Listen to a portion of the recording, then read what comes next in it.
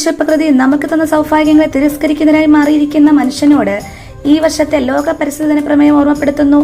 വീണ്ടെടുക്കാം മണ്ണ്, പ്രതിരോധിക്കാം വരൾച്ചയും മരുഭൂവൽക്കരണവും.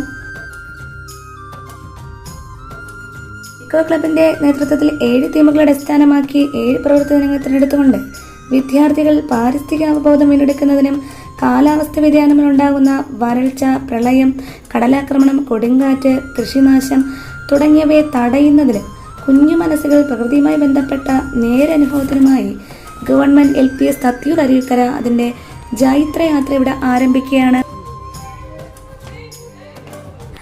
ജൂൺ 5 ലോക പരിസ്ഥിതി ദിനം. ഐക്യരാഷ്ട്രസഭയാണ് ജൂൺ 5 പരിസ്ഥിതി ദിനമായി പ്രഖ്യാപിച്ചത്.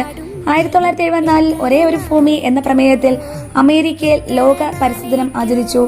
ഭൂമി നമ്മുടെ അമ്മയാണ്, ആ അമ്മയെ പരിപാലിക്കേണ്ടത് നമ്മുടെ കടമയാണ് എന്ന് ഓരോരുത്തരും ചിന്തിക്കുകയാണെങ്കിൽ നമുക്ക് നമ്മുടെ ലോകത്തെ സംരക്ഷിക്കാനാകും. ലോക പരിസ്ഥിതി ദിനം ഒരു ഓർമ്മപ്പെടുത്തൽ കൂടിയാണ്. ഭൂമിയെ രക്ഷിക്കാൻ, അതിനെ സംരക്ഷിക്കാൻ പ്ലാസ്റ്റിക് നിരോധിക്കലും മരങ്ങൾ നട്ടുപിടിപ്പിക്കലും ജലം, വായു, മണ്ണ് എന്നിവ മലിനമാക്കപ്പെടാതെ സംരക്ഷിക്കുന്നതിന്റെ ഉത്തരവാദിത്വം ഏറ്റെടുക്കുന്നതിന്റെ പ്രാധാന്യം ഓർമ്മപ്പെടുത്തുന്ന ദിനം. വരൂ നമുക്ക് ഒരുമിച്ച് മുന്നേറാം. ആരോഗ്യകരമായ ജീവിതശൈലി അനുവർത്തിക്കുക എന്ന തീമിന്റെ അടിസ്ഥാനത്തിൽ സ്കൂളിൽ പ്രകൃതി നടത്തം സംഘടിപ്പിച്ചു.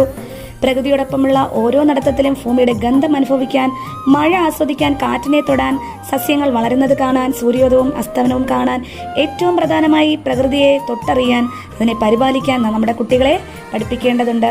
കുഞ്ഞുങ്ങൾ പ്രകൃതിയുമായി സംവദിച്ചും ശലഭങ്ങളോടും ചെടികളോടും പക്ഷികളോടും പ്രാണികളോടും കിന്നിരിച്ചും തൊട്ടുരുമിയും പ്രകൃതിയുടെ പച്ചപ്പ് ആസ്വദിച്ചും പ്രകൃതി സംരക്ഷണ പ്രവർത്തനങ്ങളിൽ പങ്കുചേർന്ന് ആരോഗ്യകരമായ ജീവിതശൈലി അനുവർത്തിക്കേണ്ടതും വളരെ അത്യാവശ്യമാണ്. പ്രകൃതിയുടെ കണ്ണുകൾക്ക് മാത്രമല്ല ആത്മാവിനും ആനന്ദമുണ്ട്. മറന്നുപോയി നമ്മുടെ പച്ചപ്പും ഹരിതാപവും നമുക്ക് വീണ്ടെടുക്കാം. പ്രകൃതി അതിന്റെ ഏറ്റവും മികച്ച രൂപത്തിൽ വിലമതിക്കുക. പുസ്തകത്തെക്കാൾ കൂടുതൽ എന്തെങ്കിലും നിങ്ങൾ എപ്പോഴെങ്കിലും പ്രകൃതിയിൽ കണ്ടെത്തും. മരങ്ങളും കല്ലുകളും കുരുന്നുകൾക്ക് പാഠങ്ങൾ പഠിപ്പിക്കും.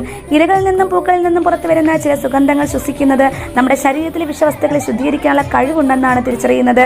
വലിയ കാര്യങ്ങൾക്ക് ശ്രദ്ധ നൽകുമ്പോൾ പ്രാണികൾ ചെറുതായി തോന്നിയേക്കാമെങ്കിലും ആരോഗ്യകരമായ ഒരു ആവാസ വ്യവസ്ഥയ്ക്ക് സംരക്ഷിക്കപ്പെടേണ്ടത് വളരെ അത്യാവശ്യമാണ്. അങ്ങനെയെങ്കിൽ പ്രകൃതി നടത്തം മറഞ്ഞിരിക്കുന്ന പ്രകൃതിയുടെ നിധികളിലൂടെ നിങ്ങളെ നയിക്കുന്നു. ഒരു മണൽത്തരിയിൽ ലോകം കാണാം, ഒരു കാട്ടുപൂവിൽ ഒരു സ്വർഗം കാണാം. അതിനായി നിരീക്ഷണ പരീക്ഷണശാലകളിലെ അത്ഭുതങ്ങളിലൂടെ ഒരു നടത്തം. പുതുതലമുറയ്ക്ക് ഇത് അനുഭവത്തിന്റെ കാലം.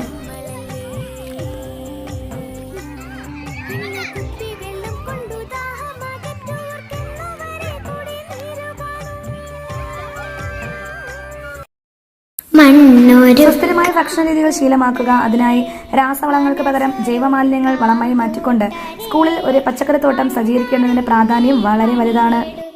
സ്ഥലപരിമിതിയുള്ള സ്കൂളുകളിൽ ചെടിച്ചട്ടി, ഗ്രോബാഗ് തുടങ്ങിയവ ഉപയോഗിച്ച് കൃഷി തുടങ്ങാവുന്നതാണ്. സൗഹൃദപരമായ സ്കൂളിൽ അടുക്കളത്തോട്ട നിർമ്മാണത്തിന് നേതൃത്വം നൽകിക്കൊണ്ട് പോഷക സമൃദ്ധമായ ധാരാളം പച്ചക്കറികൾ നാം സ്കൂൾ വളപ്പിൽ ഉൽപ്പാദിപ്പിക്കേണ്ടതുണ്ട്. പ്രകൃതിയോട് ഇണങ്ങിയുള്ള കൃഷിരീതി വളരെ അത്യന്താപേക്ഷിതമാണ്. ജൈവമണ്ഡലത്തിന്റെ നിലനിൽപ്പിനും ക്ഷേമത്തിനും പ്രകൃതിയാലുള്ള കൃഷിരീതി വളരെയധികം പ്രയോജനം ചെയ്യും.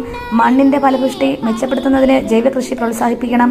സസ്യങ്ങളുടെ അവശിഷ്ട ഭാഗങ്ങൾ വളമായി ഉപയോഗപ്പെടുത്തി മണ്ണിന്റെ വളക്കൂറ് മെച്ചപ്പെടുത്തുക.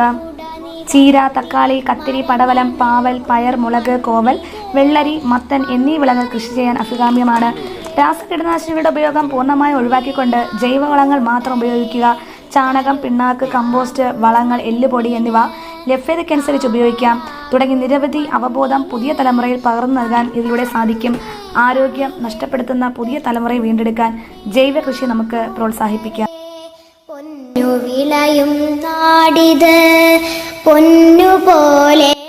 ഇലക്ട്രോണിക് മാലിന്യങ്ങളുടെ അളവ് കുറയ്ക്കൽ. ഇലക്ട്രോണിക് മാലിന്യങ്ങൾ ശേഖരിച്ച് നിർമ്മാർജ്ജനവും പുനരുപയോഗവും ലക്ഷ്യമാക്കിക്കൊണ്ട് സ്കൂളിൽ കുട്ടികളിൽ അവബോധമുളവാക്കാൻ തീരുമാനിച്ചു.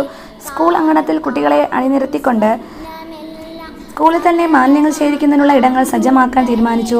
മാലിന്യങ്ങളുടെ അളവ് കുറച്ച് പ്രകൃതിയെ സംരക്ഷിക്കേണ്ട നമ്മുടെ ഉത്തരവാദിത്തമാണെന്ന് കുരുന്നുകളെ പ്രതിജ്ഞ ചൊല്ലി വീട്ടിലും പ്രവർത്തനങ്ങൾക്ക് നേതൃത്വം നൽകിക്കൊണ്ട് പ്രവർത്തനങ്ങളെ ഏകോപിപ്പിച്ചുകൊണ്ട് മുന്നോട്ട് കൊണ്ടുപോകാൻ തീരുമാനിച്ചു.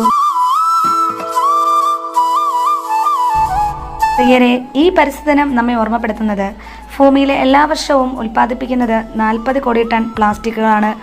ഓരോ മിനിറ്റിൽ വിൽക്കപ്പെടുന്നത് 10 കോടി ടൺ പ്ലാസ്റ്റിക്കുകളും. എല്ലാ വർഷവും ചെലവാകുന്നത് 5 ട്രില്യൺ പ്ലാസ്റ്റിക് കവറുകളും ഇതിൽ പാതി ഉപയോഗിക്കുന്നത് ഒറ്റത്തവണ മാത്രം. റീസൈക്കിൾ ചെയ്യുന്നത് വെറും 10%. വർഷാവർഷം നമ്മുടെ പുഴകളിൽ, തടാകങ്ങളിൽ, കടലിൽ ചെന്നടിയുന്നത് 2 കോടി ടൺ പ്ലാസ്റ്റിക്കുകളും. അന്തരീക്ഷത്തിൽ വിഷപ്പുകയെ കലരുന്നത് വേറെ. ആഹാരത്തിൽ, വെള്ളത്തിൽ, ശ്വസിക്കുന്ന വായുവിൽ പോലും കടന്നു കയറുന്ന മൈക്രോ പ്ലാസ്റ്റിക്കുകൾ നമ്മെ ജീവിതത്തിൻ്റെ അറ്റങ്ങളിലേക്ക്, നമ്മുടെ ജീവൻ നഷ്ടപ്പെടുന്ന സാഹചര്യങ്ങളിലേക്ക് നമ്മളെ നടത്തിക്കൊണ്ടു പോകുന്നു എന്നൊരു തിരിച്ചറിവ് കൂടെ പകർന്നുകൊണ്ട് ഈ വീഡിയോ എല്ലാവർക്കുമായി സമർപ്പിക്കുന്നു.